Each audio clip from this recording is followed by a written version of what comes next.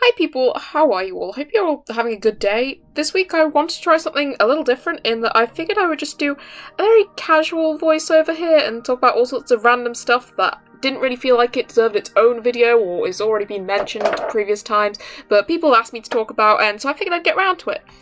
I also am hopefully going to speak at a much slower speed than I usually manage, because I know I have a habit of talking really fast. This is hopefully going to be a nice relaxing video, and you can just, stick some headphones in and draw some of your own stuff while listening, or alternatively, if you are just here for the fan art, you can mute me, put on some different music, and just watch the cool drawing. I also need to mention that because I am a lazy so-and-so, I did not record this early enough in the day, and so now there's a board game competition going on downstairs. My brother's got some of his friends over, there's food and board games, and it might get kind of noisy, so if you can hear strange noises in the background of my audio, that's probably what that is. I'm going to try edit them out, but I don't know whether I'll succeed. So, as you can tell, this week's video is a Kakashi and Guy speed paint. Again! And it's probably my favourite one yet of these guys. I have to admit I was a little bit disappointed with my last attempt at these guys, so I felt it was fair to redo them much sooner than I would usually let myself. I purposefully tried not to draw art from the same fandom too much at one time, because I have a habit of, I'll watch a show or read a series or something and get hyper obsessed with it, and then after a month or two, I'll calm down and barely touch the fandom again for months. And I don't want anyone showing up at my channel or my Instagram page and seeing tons of one type of fan art and thinking that that's all I do, and then being really disappointed when I stop or reduce the amount I do a couple months later. I also just like to make sure that I, pace everything out with loads of my own characters, because I love my own characters and I always want to draw them and talk about them.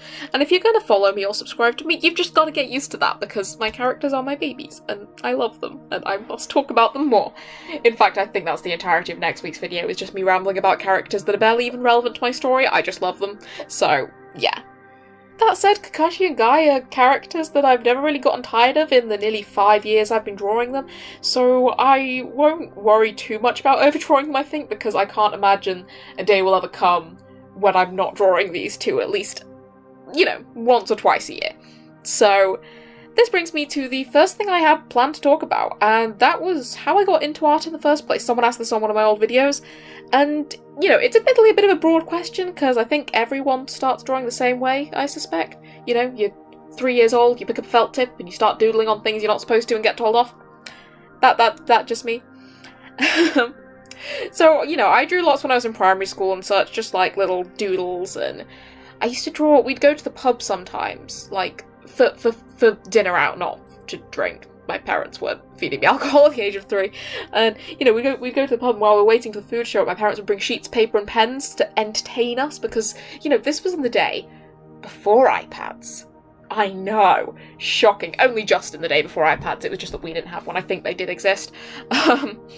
And so I used to draw like little zoo animals. I would draw a little family of lions in one corner and then a family of giraffes in the other. And then I think it was my brother always wanted me to draw meerkats for some reason. These were all terrible drawings, so I was only about 6 at the time, but In fact, when I was little, I actually had this one how to draw book that I used to copy from to draw mostly mermaids, but also a lot of horses, a couple fairies, one, elf lady. I did a whole video on it back in early June, actually, which was tons of fun, so feel free to check that out. But when I was about 14 or so, I discovered anime. Yeah, I know, it's a very stereotypical way to get into art for Instagram artists, but I don't particularly care. Specifically, one of my friends taught me into watching Naruto, and so I started obsessively drawing all of its characters.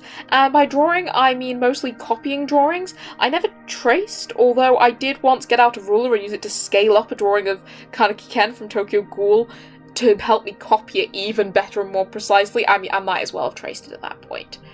But, oops. It wasn't just copying though. I did branch out into drawing some of my own characters and comic ideas, but because the copy drawings looked a lot better than the ones I made up on my own, I tended to stick mostly to that. I was actually going through an old sketchbook earlier, and I found 3 separate instances of me drawing extremely gender-ambiguous characters that are all from back before I knew that gender-fluid and non-binary people were even, a thing. And so I kind of find it crazy that I'm still cis. Well, not still cis, but that I am cis. Because, like I said, there's 3 different instances where I remember specifically trying to draw a character.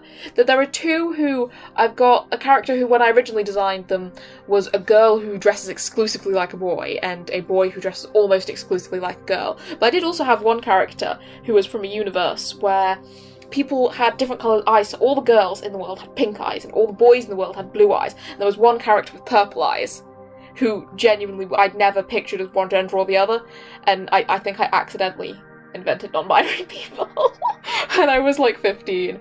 I'm not sure how that happened, that was a thing, but I find it kind of weird looking back through that old stuff now, because I'm kind of like, lots of my comic ideas from when I'm younger I have thought about adapting into newer stories now, but that one I'm just like, you really can't, because that's actually a thing already that exists in the real world, and I was not being as smart as I thought I was. That said, I think with the female character who dressed like a man like 90% of the time, looking back at one of the little mock panels I drew, I think I had 90% done that just so that I could write a lesbian romance that wasn't technically a lesbian romance, just because, well, I'd never seen actual gay relationships represented in anything by that point, other than one book I had called The Bane Chronicles, which was like a spin-off of Cassandra Clare Shadowhunters series, which has gotten ridiculously long now, but The Bane Chronicles itself is a very good book, and it's got a bisexual character in it. It was the first time I'd actually read something that had an explicitly non-straight character in, and it was really cool. So, in other words, yes, I'm one of those people who looks back at their childhood and kind of goes, ooh, heck, how did I not notice that I wasn't straight?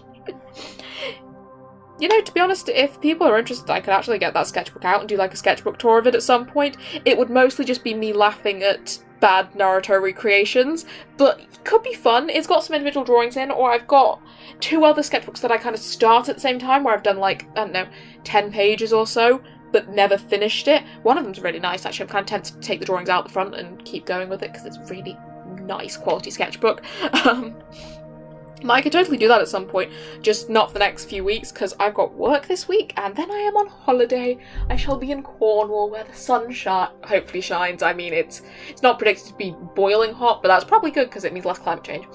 You know what I mean? It doesn't mean less climate change, but, like, it means that, you know, no heat waves. It's good for the plants and stuff. That's what I'm trying to say. There will still be videos coming out, though. I'm trying to get them all done this week and next week, so that I can schedule them to go up whilst I'm away, and hopefully I will have good enough Wi-Fi to actually post to my Instagram at the same time. But it was actually anime as well that got me posting on Instagram for the first time, as I was introduced to Instagram around the same time I first watched Naruto, and had just discovered the concept of fan accounts, and art accounts, and all that jazz, and I really wanted to, you know, put my art out there so that people would say lovely things about it too, despite the fact that it wasn't bad, to be fair, but it was just copying.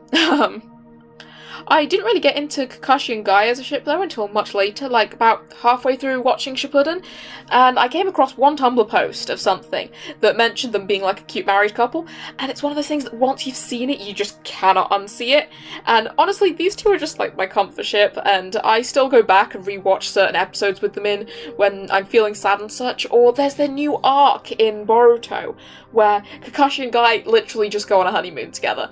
I mean, there's technically some plot about evil ninjas, and they take Mirai Sarutobi with them, and really it's all like a big test for her, and they knew what was up down the entire time, but it's just, you know, my 2 favourite husbands going to the spa, and it's great, and they're just so adorable, and this chat is predictably veering wildly off course, as every single Kakashi and Guy video I've ever made happens to do. So I'll refocus back on the other thing that I was asked to talk about, and that was what techniques and types of art I've always wanted to try. And luckily for me, I am starting art foundations in September, and so we'll hopefully get to look at loads of new stuff and try loads of new stuff. If you actually want to know how I managed to go from exclusively copying Naruto art to ending up in art school, then that is a long and surprisingly confusing story that I already did like a whole video on, so just go watch that and then catch up back here, or watch it after. Either works. The art in this video is better anyway, so meh. So where was I? Techniques and such. Honestly, I kind of just want to try everything, except for oil paints. I did that once and hated it, and they smell really awful, and I always forget to open my window, and so I can start inhaling the alcohol fumes. Well, I say open my window, I was at school when I did oil paints, but, you know, it's just not oil paints are not my thing. I'm also not very patient and it takes forever to dry. But otherwise, yeah, I just want to try about everything. I'd love to have someone actually teach me more about the ins and outs of doing digital art, because it's something that I've mostly taught myself or copied off YouTube videos and such. But I would also love to give animation a try, and maybe like pastels and charcoal just to see what that's like. I'd also love to get better at painting with things like acrylic and gouache, just because I feel like that would really help my shading and blending capabilities overall, and maybe give me a better shot at actually doing decent digital lineless art. I'd also love to be better with watercolours. Unfortunately, watercolours have always been like my arty Achilles heel, as I both lack the patience to wait for things to dry and respond to things not looking right by layering even more paint on, which just kind of makes it a bit muddy looking, so neither of these things are particularly great skills for watercolours. That said, I did a little tutorial type class in watercolours for my birthday, and I produced some quite cute stuff in it, so clearly I can do well when I try and when I have patience. This also isn't so much of a technique as like a field of art, but I'd love to get some proper guidance on like storyboarding. It's something I've been working on a lot recently for my comic, and I've watched the odd YouTube video on it, but I would just really like to know more about that. It'd be really cool. I'd also like to make my sketchbook prettier. I have ordered some gorgeous washi tapes to like help with that, but I usually just don't have the time to make it pretty, except for the covers. I always make time for that. I really hope actually that they let me decorate the cover of my uni sketchbook. Oh, I want to do thumbnails for that. Damn it. Right, I might go do some thumbnails for that after this, but I have so many other things I need to get done. I'm trying to think if there's anything else to say here. Like I mentioned, it's a bit of a random one. Next week's video will be much more structured, I promise. But let me know what you thought of this video, and if you'd like to see others like it, hopefully with less background noise. I don't know if you can hear it. They've gone a bit quieter now. Otherwise, I hope you have a wonderful day/night. I will be back next week with some more ramblings about my original characters, so I will see you all soon. Bye!